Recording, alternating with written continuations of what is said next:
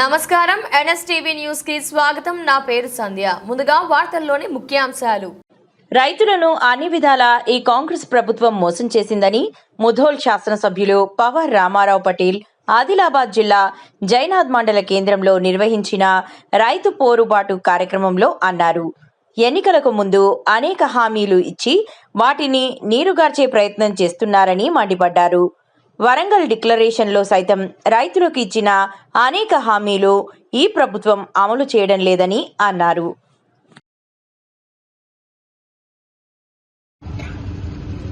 సమావేశంలో సభాధ్యక్షుడు వహించిన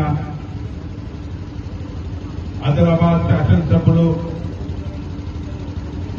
పాయల్ శంకర్ గారు, అదేవిధంగా భారతీయ జనతా పార్టీ శాసనసభ లెజిస్లేటివ్ లీడర్ ఏజెంటి మహేశ్వర్ రెడ్డి గారు, మన పార్లమెంట్ సభ్యులు గోడాం నాగేష్ గారు, నిజామాబాద్ శాసనసభ్యులు ధన్పాల్ సూర్యనారాయణ గారు, తెలంగాణ రాష్ట్ర రైతు మోర్చా అధ్యక్షులు బసవరాజు గారు, నిర్మల్ జిల్లా అధ్యక్షులు, ఆదిలాబాద్ జిల్లా అధ్యక్షులు, అదేవిధంగా వేదిక మీద ఉన్న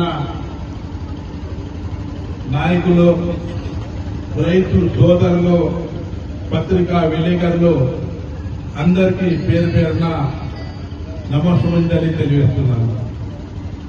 ఈ సమావేశంలో ముఖ్య ఉద్దేశం అంటే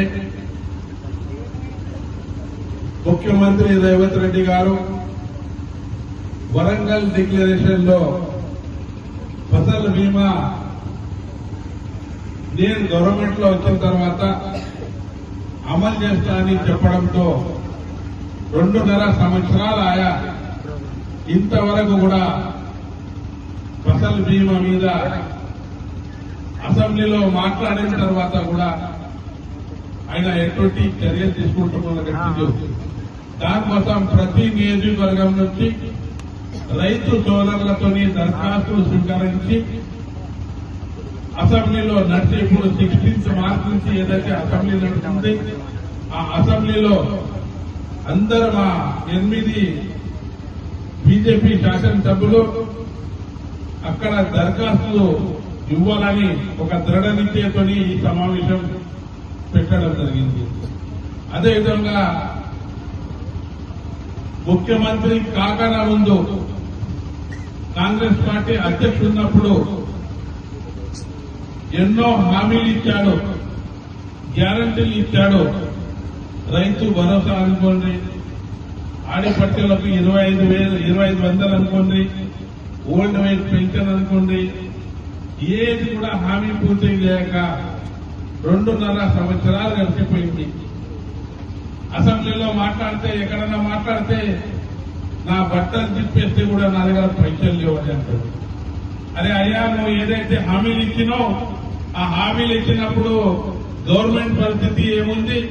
పాత గవర్నమెంట్ దివాలా కోర్ చేసిందని నీకు గుర్తులేదా? ఎందుకు హామీలు ఇచ్చి ఎందుకు కుర్చీ మీద కూర్చున్నా అని ఈ సభాముఖంగా మీకు తెలియజేస్తున్నాను, సవాల్ చేస్తున్నాను.